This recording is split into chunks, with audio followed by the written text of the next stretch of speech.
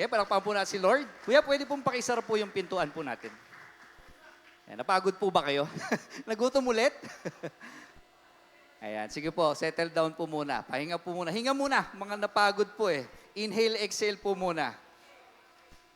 Ayan. Maganda po yan, lalo po yung sa mga agaya kung laging mataas ang blood pressure. Na-exercise po tayo ng konti, ano po. Ayan, may pa-premyo pa po. Huwag lamang po tayo magkakalat, ano po, ha?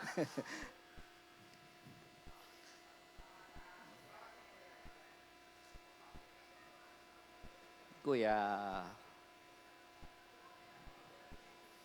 Sige po.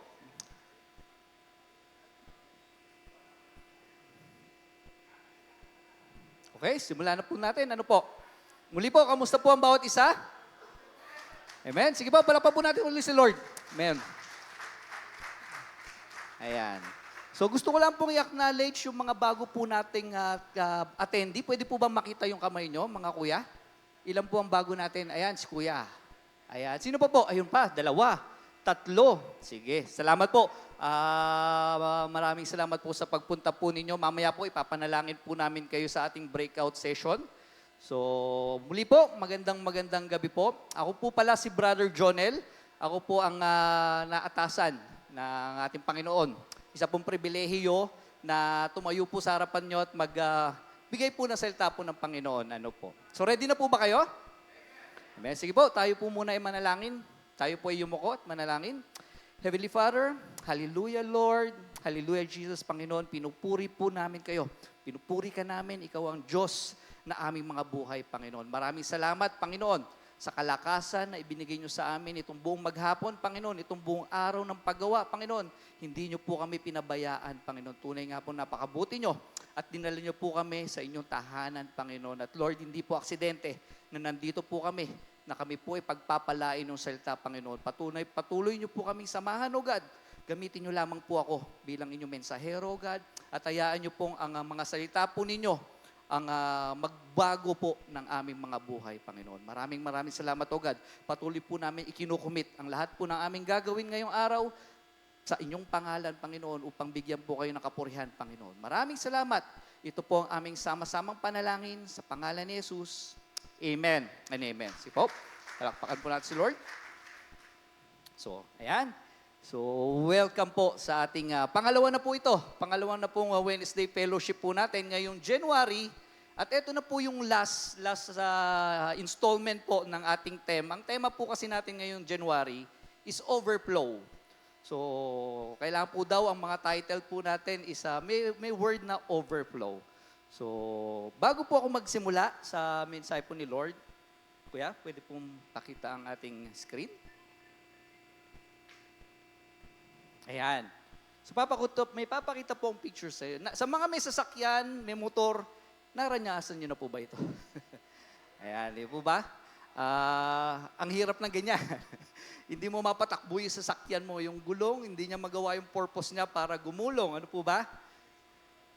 May mga ganito rin po ba kayo, mga timba na sinabutas, na crack? Di ba po? Hindi natin siya magamit. Yung purpose niya bilang sisidlan, bilang lalagyan ng ating mga tubig pag tayo ay maliligo, or yung tabo, pag nabutas na, wala na. Hindi na po natin kayang gawin. Or ito po, ano po yung masasabi nyo sa picture po na yan? Di ba po? Yung isda, wala na. Paksiw na nga abutin nito, kaya pero ito, isda na po ito.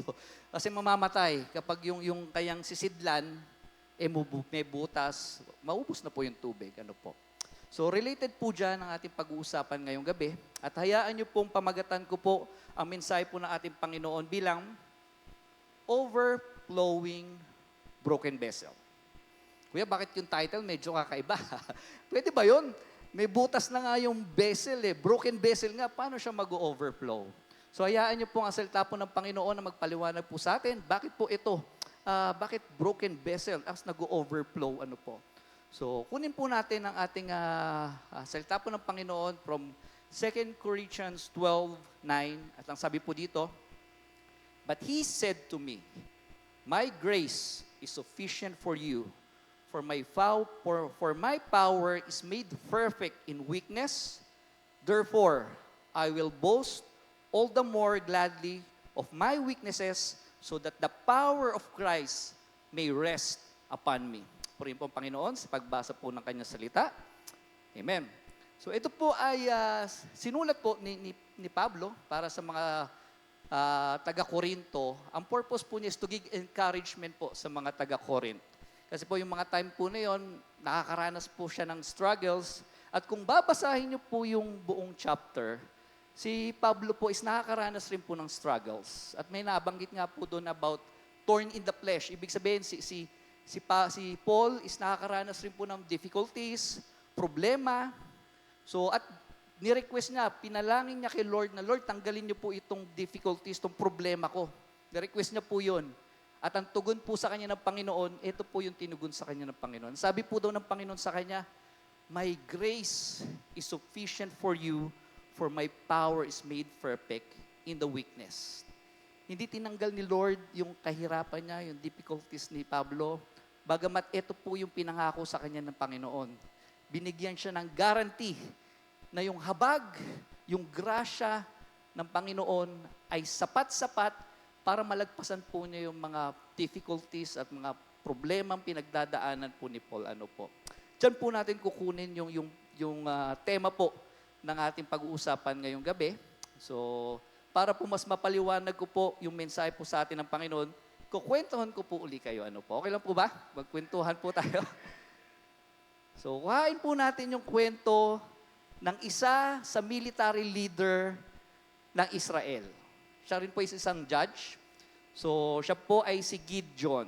Ayan. Hindi natin siya madalas naririnig. Ako rin po, nung binasa ko po yung kwento niya, hindi ko pa talaga alam yung kwento niya. Nung binasa ko po, ako po ay na-amaze. Kaya gusto ko pong i-share po sa inyo. Hindi ko na po babasahin yung buong chapter po ng Judges 6-8. Kukunin ko na lamang po yung mga highlights ng mga kwento sa buhay po niya at kung paano po yung enkwentro niya sa ating Panginoon. Pero I encourage po, pag-uwi niyo po, pag sa mga quiet time niyo po, basahin niyo po yung Judges 6-8 para malaman niyo po ano po yung naging enkwentro. Paano po na-encounter ni Gideon ng ating Panginoon. So, nung panahon po na yan, ayan, back po muna. Nung mga panahon po ni Gideon, ang Israel po is oppressed. Ibig sabihin, sila po ay sinasakop ng mga Amalekites, na Midianites, at saka mga ibang eastern people. Kumbaga, yung mga bayan-bayan ng Israel, lagi silang sinasalakay nitong mga mananakop po na ito. So, sinisira po yung mga pananim po nila, yung mga tinatanim po nila, sinisira, kinukuha. Lahat po ng kanilang mga alagang hayop, kinukuha rin. At yung iba po pinapatay. So, ino-oppress po sila ng mga Midianites, Amalekites. So, ganun po yung ginagawa sa kanila for 7 years. Ito po ay hinayaan ng Panginoon, inalaw po ito ng Panginoon, nabasa ko po doon. Kasi po daw itong mga Israelites, nakalimot po muli sa ating Panginoon. Gumagawa po sila ng mga bagay na hindi kalugod-lugod sa Panginoon. Kumbaga nakalimot na naman po sila sa ating Panginoon. Sila po sumasamba na naman po sa mga kung ano-anong mga Diyos-Diyosan. Kaya ganun po yung naging consequence ng kanilang ginawa. Inalaw ni Lord na sila po i-oppressed nitong mga mananakop sa kanila. Sobrang tindi po. Nung binabasa ko po, na-imagine ko, sobrang tindi yung nararanasan nila. To the point na magdasal po muli sila sa ating Panginoon at humingi ng tulong. At ganun po, narinig po ng ating Panginoon yung dasal nila at yan na po, tutulungan na po sila ng Panginoon. So ginawa ni Lord, nagpadala po siya ng propeta at doon binanggit po na iligtas po ang Israel sa pamagitan po daw ni Gideon. So, that time, nagpadala po si Lord ng angel. So, nagpakita po itong anghel dito kay Gideon. At doon po inireveal ng ating Panginoon na ikaw, Gideon, ang gagamitin ng ating Panginoon para iligtas ang Israel. So, ito po yung naging, nung nabasa ko po yun, nabanggit po doon, napatigil po ako sa aking pagbabasa. Bakit kaya si Gideon? Sabi ko nga po, hindi ko kilala si Gideon eh. Hindi ko po siya talaga nababasa. So, iniisip ko na yung susunod na mga kabanata kung bakit kaya si Gideon ang pinili ng Panginoon para iligtas ang Israel. Laban po rito sa mga mananakop, sa mga Midianites, Amalekites, at iba pa pong mga angkan na clan na gustong sumakop or nag-o-oppress sa mga Israelites. So ito po yung nabasa ko, ano po. Una, si Gideon, he's just an ordinary person. Para po sa akin, yan po yung aking pagkakaintindi. Si Gideon pala is parang, kagaya po natin, kagaya ko na, ordinary person lang. May takot. Ano po? Sabi po dito, hayaan niyo pong basahin ko sa Judges 6:11-12. The angel of the Lord came and sat down under the oak of Oprah that belonged to Joas the Abishurite, where his son Gideon was threshing wheat in the winepress to keep it from the Midianites.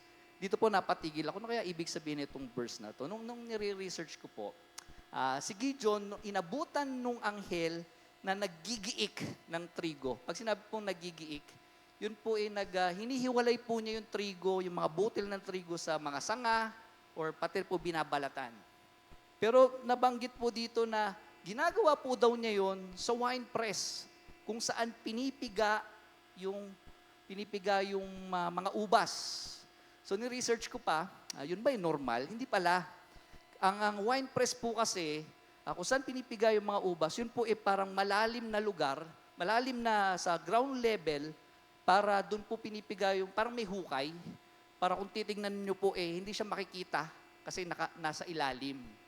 So tapos, ang paggigiik po daw talaga ng trigo, yan yung mga farmers po rito, pag naggigiik po daw ng trigo, yun po laging ginagawa sa mataas na lugar at doon sa may hangin. So kaya ginagawa ni Gideon yun, na doon siya naggigiik ng trigo sa pigaan ng ubas, nagtatago siya sa mga kaaway para hindi po siya makita. So kaya po nasabi ko na, may takot din. Natakot din siya. Kasi hindi niya alam kung kailan siya sasakupin, kailan biglang lulusob yung mga kalaban nila. So meron rin po siyang takot. Kagaya po kanina, kinakabahan na rin po ako bago umakyat dito. Natatakot na rin po ako . So ganun po. Kaya po nasabi na si Gideon is just an ordinary person. So when the angel of the Lord appeared to Gideon, he said, "The Lord is with you, mighty warrior." So ganun po ang tawag, ang introduction nung anghel kay Gideon. Tinatawag siyang mighty warrior, ano po. At nung sinabi po ito nung angel of the Lord, ito po yung tugon ni Gideon, ano po. So masabi ko rin po, si Gideon is may hesitant faith. Meron pong pananampalataya na hindi, paano ko ba masabi, na wala po yung words nag-aalinlangan. Thank you, kuya. Nag-aalinlangan yung kanyang pananampalataya. Ibig sabihin, naniniwala siya, pero hindi 100%. So may hesitant faith. Bakit ko po nasabi yon? Ito po ang sabi una. Nung sa Judges 14:15, hayaan niyo pong basahin ko. The Lord turned to him and said, "Go in strength. You have and saved Israel out of Midian hands. Am I not sending you?" So sabi nung anghel, Gideon, yung lakas na meron ka, sige, humayo ka. Iligtas mo ang mga Israelita laban sa mga Midianites. So ito ang sugot ni Gideon sa kanya, "Pardon me, my Lord." Gideon replied, "But how can I save Israel? My clan is the weakest in Manasseh. I am the least in my family." So sabi ni Gideon, paano ko ililigtas ang Israel? Ang aming angkan, ang pinakamahina sa Manasseh. Tapos ako ang pinakamahina sa aming pamilya. Baga, kung ipaparaphrase ko po, paano ko ililigtas, Lord, ang Israel? Ako, ang pamilya namin ang pinakamaliit, pinakamahina. Tapos may mga kapatid pa ako, kamag-anak pa ako na mas malalakas sa akin. Bakit ako? Ibig sabihin. Ayan, nakaka-relate po ba? Na kapag tayo po binibigyan ng task, kung tayo may calling kay Lord, ako rin po, guilty dyan. Ang unang sagot ko kay Lord is, ba't ako, Lord? Nagiging paniki na po tayo, ano po. Si Gideon, ganun din po. Kaya nasabi ko po na, hindi po kami nagkakalayo ni Gideon pagdating po sa kung paano po yung aming pananampalataya. So I can say, Gideon has an hesitant faith. Ano po. Bukod po dyan, si Gideon din po, I can say na he has a faith based on sign. So si Gideon po, bago po siya sumunod, humingi po muna siya ng mga preba, proof, or sign kay Lord bago siya tuluyang sumunod. Ibig sabihin, kaya ko po nasabi, hesitant faith, kasi hindi siya agad naniwala agad eh. So humingi muna siya ng proof. So hindi ko na po babasahin. Again, I encourage you, basahin niyo po para to confirm po yung aking kinukwento sa inyo. Una pong, may tatlo po siyang hininging sign. Yung una po, sabi nung angel sa kanya, kunin mo yung mga karne at yung mga tinapay na walang libadura na sinacrifice mo. Ilagay mo rito sa bato. Tapos buhusan mo ng sabaw. Ganun nga po ginawa niya. Gamit po yung tungkod ng hawak ng anghel, dinikitan po or hinawakan niya gamit yung tip ng tungkod itong karne at bigla pong umapoy po na napakalakas at natupok po itong burnt meat and bread. Kasi yun po, sorry, hindi ko po nakikwento. Sabi ni Gideon, Lord, para makasigurado ko na ako talaga ang magliligtas sa Israel, pakitaan niyo po ako ng proof or sign. So kaya ganun po yung ginawa ng anghel. So sinunog nga yung burnt meat, yung karne at yung tinapay, gamit po yung kanyang tungkod, dinikitan lang pong ganun at nasunog po yung burnt meat. So ganun po. So nalaman na ni Gideon na talagang si Lord yung nakikipag-usap sa kanya at nag-uutos sa kanya.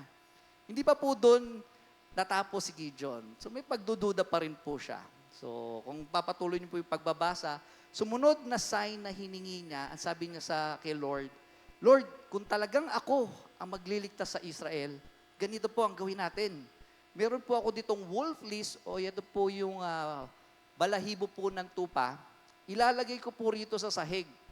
Kinabukasan, dapat po yung balahibo po ng tupa, yan po ay dapat basa. Pero yung paligid na ground or paligid na sahig, dapat po tuyo. Kumbaga si Gideon pa yung nagbigay ng conditions. Ano po? So, ganun po.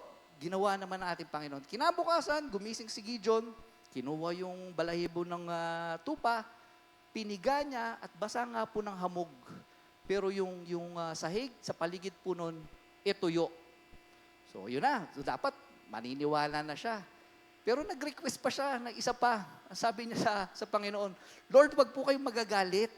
Isa na lang po ang i-request ko. Kabaliktaran naman po, Lord, para tuluyang maniwala po ako na ililigtas ko ang Israel sa pamagitan niyo po, nagagamitin niyo po ako.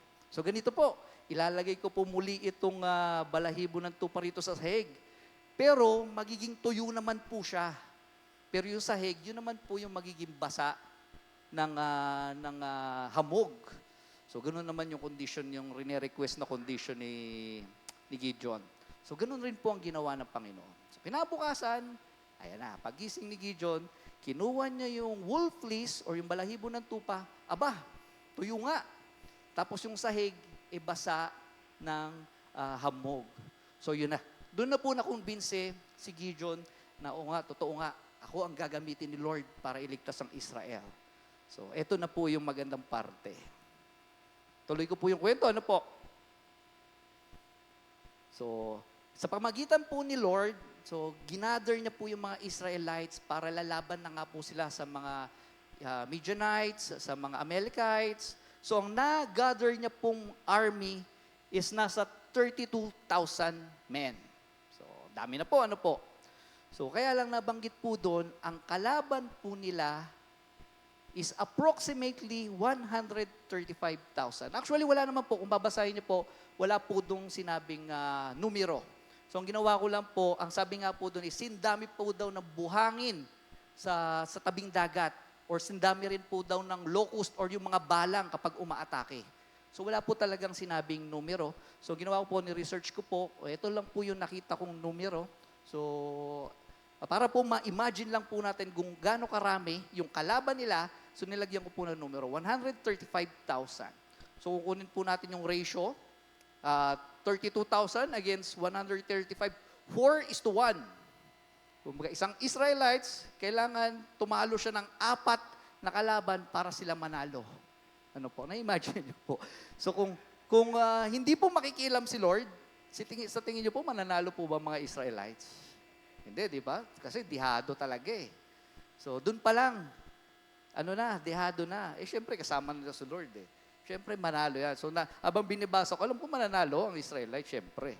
So, habang binabasa ko po, ang sabi ni Lord sa Judges 7:2, the Lord said to Gideon, "You have too many men. I cannot deliver Midian in their hands, or Israel would boast against me.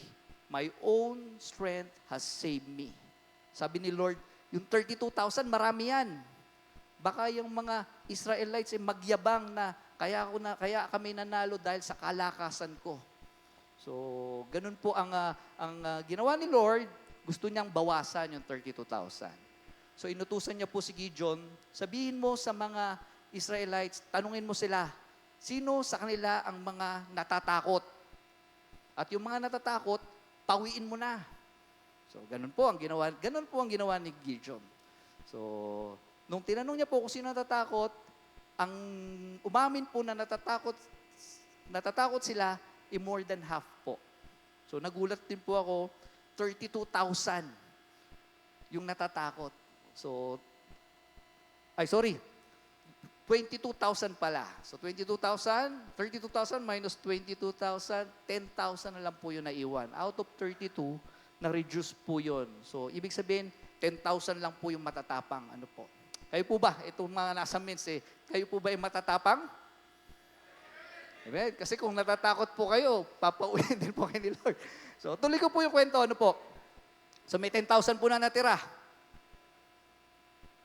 Ayan. So, 135,000 laban sa 10,000 na Israelites. So, tumataas na yung ratio. Ang ratio is 14:1.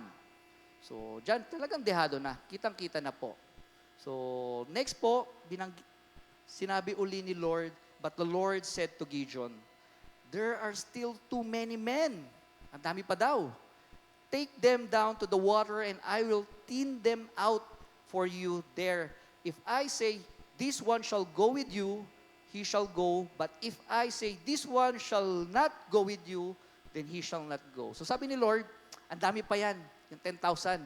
Bawasan pa natin.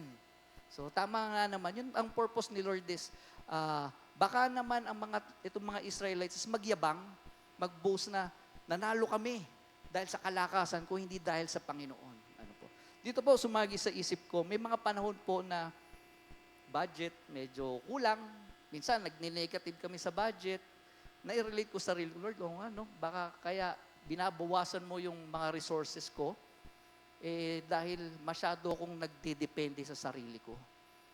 Baka minsan nakakalimutan na kita, kaya binabawasan mo yung aking resources, yung aking mga pinagkukaunan ng kakayahan, ng kayamanan, kasi gusto mo na ako dumepende sa iyo.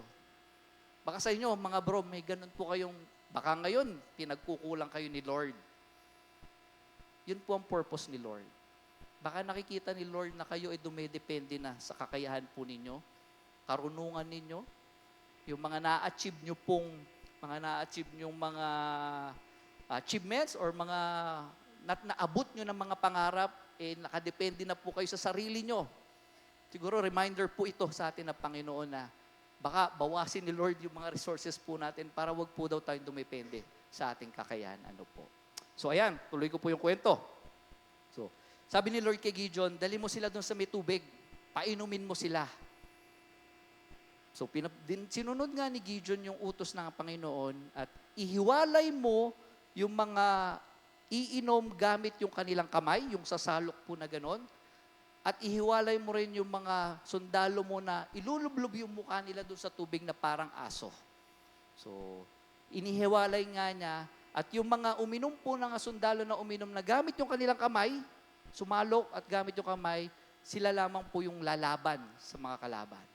At doon po, ang naibaba po, nabawasan po yung mga Israelites to 300. Ayan. So, medyo nagiging exciting na po. Ako po mahilig kasi sa action series movies, kaya lagi po nanonood ng mga Netflix, ganyan. Kumbaga, nung binabasa ko po ito, mas na-excite ako Pambira, mas matindi pa to sa pinapanood kong series. So, tutuloy ko po yung kwento. Ito na yung laban. 135,000 Midianites, Amalekites, and other eastern people laban sa 300 Israelites na pinili ng ating Panginoon. So definitely talagang walang laban po yun. Noon dyan, napatigil rin ako, okay, paano ngayon sila mananalo? Di ba po? Kahit sa mo tignan, paano sila mananalo? 1:450, kumbaga in ratio. So, ganito po ang nangyayari kung paano po sila nanalo. Ano po? Ipapass forward ko na lamang po. Pero again, sabi ko nga, basahin nyo po. Ma-amaze po kayo sa ginawa po ng Panginoon. Ito pong 300 men, pumunta po sila dun sa kampo ng kalaban. Bawat isa po may trumpet na dala. Bawat isa po, meron rin silang dalang mga jar. Or yung hawak po na jar. Tapos sa loob po doon, meron po silang mga torches. Sabay-sabay po nilang blinow yung kanilang trumpet, pati yung mga jars po na dala nila, pinagbabasag po nila ng sabay-sabay at sila po ay nagsisigaw na sabay-sabay. At ginawa po ng Panginoon, nataranta po yung mga kalaban, yung 135,000 po na nakalaban, nataranta po sila, nagtatakbo po sila, nagsisisigaw po sila, at ginawa ni Lord na sila mismo nagpatayan gamit po yung kanilang mga espada. Ganun po iniligtas ng ating Panginoon ang mga Israelites gamit po ang 300 na Israelites. Ano po? So, yun po yung kwento. Sige, palakpan po na sa Lord. Amen. Gusto ko pong bumalik dun sa ating title. Ano po? Overflowing Broken Vessel. So, dito po, masasabi ko po na si Gideon, siya po yung, ang pagkatao niya po, yun po yung vessel or yung sisidlan. Pwede rin tayo rin po yan. At yung mga cracks, yung mga butas, yan po yung nagre-represent ng ating mga weakness, ng ating mga kahinaan. Yung mga, lalo na po yung mga humahad lang sa atin para hindi po tayo makapaglingkod sa Panginoon, para hindi po natin totally maibigay yung mga sarili po natin. Yan po yung mga, kung tayo po isisidlan, masasabi ko po, tayo po yung mga broken. Ano po? At ano po ba? Ulitin ko po, balik ko po yung mga weaknesses po ni Gideon. Siya po ay may takot. Ako rin po, may mga takot din po ako. Lalo na po, number one sa takot ko po is yung lumala po ang aking karamdaman, yung mga sakit ko po. Kayo po, alam ko po, may mga takot po kayo. Kagaya po ni Gideon. Ano po? Si Gideon po is full of doubt sa sarili niya. Nakita po natin dun sa kwento na hindi agad siya sumunod kasi may doubt siya sa sarili niya. Maski si Lord na yung nag-uutos sa kanya, gagamitin kita. Pero doon siya nakafocus doon sa weakness niya. So, kayo rin po ba? May calling rin po ba like Gideon? May mga pinapagawa rin po ba sa inyo si Lord? Na pwede po ang calling nyo kay Lord is siya mismo ang nakikipag-usap sa inyo through dreams, panaginip, or mga still voices, or baka nagpapadala siya ng anghel. Yan, yung mga katabi nyo po, mga padala po yan ni Lord na sabihin sa inyo yung calling nyo, bro, C2S tayo. Bro, enroll ka si LDP. Bro, maglingkod ka na. Bro, may bakante doon sa heartstring worship, mag-volunteer ka na. Bro, sama ka sa mga gawain. Baka yun yung mga calling po ninyo. Baka kayo po matagal ng mentor pero wala pa rin po kayong mentee. So, at marami po kayong fear, marami po kayong doubt sa sarili niyo, hindi ko pa kaya yan. Parehas po natin si Gideon. At yun po yung mga butas at lamat sa ating mga sisidlan po, sa ating mga vessel. Ano po. Kaya hindi po yan mapupuno kung tayo po is pupunan ng Panginoon. Kung doon po tayo nakafocus, kagaya po ni Gideon ng mga unang part, hindi po yan mag-overflow, hindi po yan mapupuno. At kung kagaya rin po natin si Gideon na puro tayo, hihingi tayo kay Lord ng sign, hihingi tayo ng preba, may mga condition tayo kay Lord, bigyan mo muna ako ng kotse bago ako sumunod. Lord, pagpatapusin mo muna yung aking mga anak bago ako maglingkod sa inyo. Panginoon, paggalingin niyo muna ako. Pag pinagaling niyo po ako, maglilingkod po ako sa inyo. Ganun po ba rin tayo? Kagaya po ba tayo ni Gideon na kailangan muna may sign, Lord. Kailangan may proof. Bago ako maniwala na yung pinapagawa mo sa akin, kaya ko yan. So, kung ganun po tayo, kagaya ko po kayo, ako po meron din po akong hesitant faith. Gusto ko pong i-share po sa inyo, itong part po na to, makikita nyo po. Isa po ito sa hindi ko malilimutang parte sa aking pagmiministeryo. Yan po yung nung 2021, panahon po yung pandemic. Bago po yung, ako po yung naging host po dyan, sa men's talk po yan. Tinapik po ako ng ating core leader, na aking mentor. Bro, mag-host ka. So, wala po talaga akong, wala pa po akong, bagol pa lang po ako sa men's ministry po niyan. So, nagulat po ako. Wala pa po akong kakayahang magsalita sa harapan. Nanginginig pa po akong magsalita po noon kapag tatayo po ako sa harapan. Kung alam nyo lang po, yung bago po yung araw na yan, ang dami ko na pong inisip na dahilan para hindi matuluyan. Inisip ko na hindi ako maglilib. Kunyari, hindi po ako pinayagan na aking boss magliban. Iniisip ko rin, paano kaya kung magkasakit na lang ako para hindi ako matuloy dyan? Paano kaya kung sabihin ko na lang, nag-away kami ng asawa ko para hindi ako, may reason ako para hindi tumuloy dyan. Pero in-encourage po ako ng mentor ko na sabi niya, ang dami mong reason. Kita mo si Moses. Ang reason niya is pautal-utal siya. Pero hindi yung naging sagabal sa kanya. Pero purihin ang Panginoon, natuloy po itong hosting. Yan po yung nagsimula yung aking pagkakaroon po ng confidence sa pagsalita po sa harapan ng tao, lalo na sa mga naging mentee ko po. Yan po yung naging simula ng aking pag-ministeryo po na hindi na po natatakot sa kumbaga kahit anong kahinaan ko, basta andyan si Lord, ipapaubaya po natin sa Kanya, gagawin po yun ng ating Panginoon. Purihin po ang Panginoon. So after din po nung hosting po namin na yan, dyan po ako nagka-COVID. Nagkahawaan po kami. Ako maaalala po ng aking mentor. Ano po. Yan, nila Kuya JC. Alam po ni Kuya JC. Okay? Tuloy ko po. Ano po? Balik po ako tayo sa verse po natin. Ano po?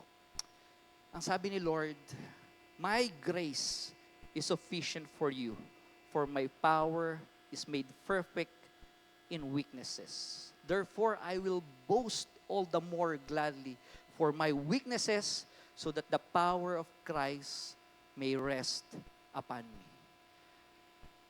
Alam ko po, mga kapatid, mga bro, may pinapagawa po sa inyo ang Panginoon. Nandito po kayo, baka meron sinasabi sa inyo si Lord na, sige, tuloy ka lang sa iyong pananampalataya. Pagpalalim ka lang kay Lord. Kung ano man po yung pinapagawa sa inyo ni Lord, hindi ko po alam yon. It's between you and our Lord. Baka kagaya po natin si Gideon na marami tayong doubt. Ang dami nating dahilan. Ang dami nating reason para hindi sumunod kay Lord. Totoo po, kaparehas po natin si Gideon. Pero ang pagkakaiba po, si Gideon, sa huli, kahit ganun siya, kahit puno siya ng mga cracks, puno siya ng mga butas, kahit broken vessel siya, sumunod siya sa Panginoon sa kaduluhan. At ginamit siya ng Panginoon. Sinamahan siya ng Panginoon. So naniniwala rin po ako sa inyo, tayo, mga kuya, kahit marami tayong doubts, marami tayong takot, pero kung susunod po tayo doon sa pinapagawa ng Panginoon, sa biyaya ng Panginoon, kaya niyang gamitin ang mga buhay po ninyo. Kung ano man po ang kahinaan nyo, ano ang weakness po ninyo, ano yung wala sa inyo, si Lord ang magpupuno po niyan. Through the power of the Holy Spirit. Ang Holy Spirit po ang mananahan sa atin at tayo po ay mag-overflow hanggang sa magagawa na rin po natin yung mga kamanghamanghang bagay kagaya po ng ginawa sa buhay ni Gideon. Ano po? Amen? Palakpakan po na si Lord. Hallelujah. Sabi po dito, God uses the weak, ordinary, and hesitant people to accomplish extraordinary things. So, ang bawat isa po sa atin, lahat po tayo mahina. Lahat po tayo may pagkukulang. Kayang gamitin tayo ni Lord para makagawa po ng mga kamanghamanghang bagay kagaya po ni Gideon. Biruin niyo po, 135,000 laban sa 300. Ganun po katindi, ganun po ka-powerful ang Panginoon na pinaglilingkuran po natin. Huwag po kayong titingin sa kahinaan nyo. Mag-focus po tayo kung ano po yung kakayahan ng Diyos na lumikha po sa atin. Ano po? Amen? Po, palakpakan po na si Lord. Our success does not depend on our strength. but on God's grace despite our weaknesses. Muli po, yung mga weaknesses po natin, kagaya po ni Gideon, ipaubaya po natin sa Panginoon. Hayaan po natin ang Holy Spirit ang manahan sa atin at mag-overflow po tayo ng Holy Spirit ng Panginoon at magagawa po natin ang mga kamanghamanghang bagay. Amen. Sabi po dito, gusto pong isingit, for the grace you have been saved through faith, that not of yourself, it is a gift of God, not of works, lest anyone should boast. So yung mga bagay po na yung biyaya po ng Panginoon ay sapat-sapat na po. So hindi po natin maliligtas ang sarili po natin kung wala po ang Panginoon. Kahit ano pong kabutihan gawin po natin, kung wala po ang habag, kung wala po ang biyaya ng Panginoon, hindi po tayo maliligtas sa ating mga kasalanan. So, muli po, tayo po ay naligtas dahil po sa ginawa ng ating Panginoong Yesus. Siya po ay namatay sa krus ng Kalbaryo dahil ang bawat isa po sa atin ay mahal na mahal ng Panginoon. Ayaw niya po tayong mapahamak, ayaw niya po tayong mapunta sa dagat-dagatang apoy. Gusto po niya, makasama po niya tayo doon sa kalangitan, kasama po niya. Kaya kahit ano pong kabutihan ang gawin nyo, kakayahan mo, hindi nyo po maliligtas ang sarili po nyo. Dahil lamang po sa biyaya ng ating Panginoon. Ano po? Ayan, gusto ko pong iwan sa inyo ang challenge po ng ating Panginoon. Mga bro, mga kuya, so marami pong kakulangan dito sa men's ministry. Tingnan nyo po, ang dami po natin bakante. At kung nandito po kayo noong linggo, ibinigay po sa atin ang challenge sa atin ng pastor na kailangan po daw 3,000 ang ating maihilapit sa ating Panginoon. At ang bawat isa po daw, dapat mag-alaga po or mag-invite ng at least isang pamilya. So alam ko po, marami sa atin magsasabi, hindi ko kaya, kuya. Marami akong weakness. Kagaya si Gideon, again, marami tayong pag-aalinlangan sa mga sarili po natin. Ang gusto ni Lord, ang mensahe po sa atin sa ngayong gabi, sinasabi niya, yung biyaya niya ay sapat-sapat na para magawa mo yung pinapagawa ni Lord sa atin. Ano po? Ipagkatiwala po natin yung weakness po natin sa Kanya. Ipaubaya po natin ang mga pagkukulang po natin sa Kanya. At hayaan po na manahan ng Holy Spirit sa atin at ito po ay mag-overflow sa ating mga buhay. Ano po? Ayan, sige po. Tayo po ay lahat tumayo at tayo po kantahan po natin ating Panginoon.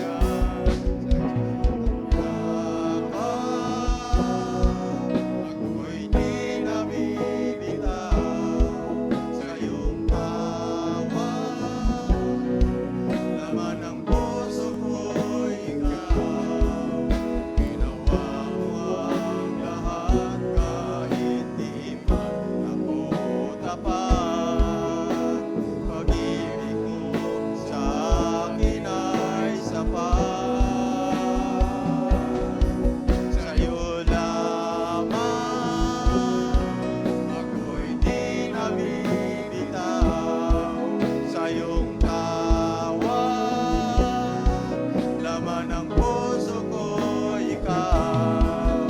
Ginawa mo ang lahat, kahit di man ako tapat. Pag-ibig mo sa akin ay sapat. Sa iyong yakan, ako'y di nabibitaw. Sa iyong tawag, laman ng puso ko, ikaw. Ginawa mo ang lahat, kahit di man ako tapat. Pag-ibig mo sa akin ay sapat.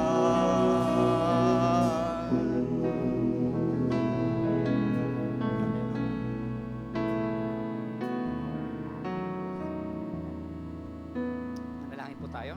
Hallelujah, Lord.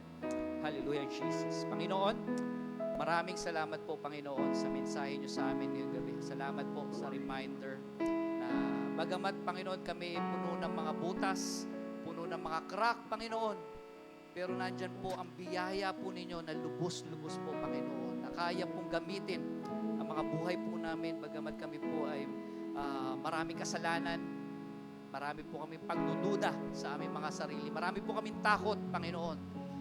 Ito po ay baliwala sa inyo. At kayang-kaya niyo po kaming gamitin, Panginoon, na naaayon sa inyong kalooban, Panginoon. Patawad po, Panginoon, kung kami po ay laging pinapangunahan ng aming mga takot, pinapangunahan ng aming pag-aalinlangan, Panginoon.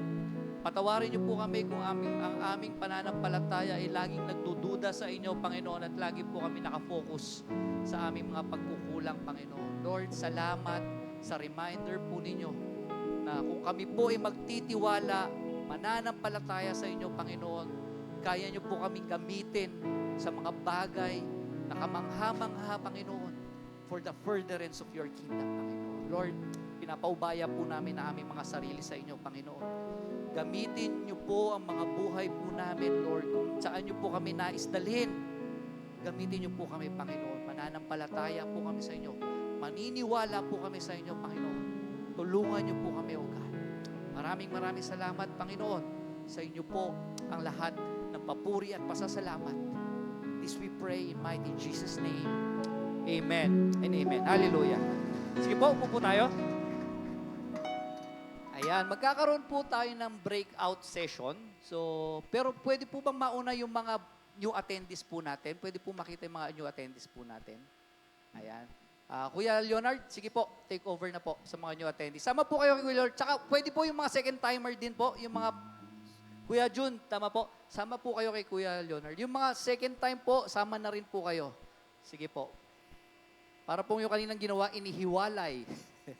Yung mga natira po, sige po, breakout sessions po tayo, may mga guide questions po tayo. Group sharing po tayo, mga kuya. Sige po. Meron po tayong, Kuya Luis, ilang minutes?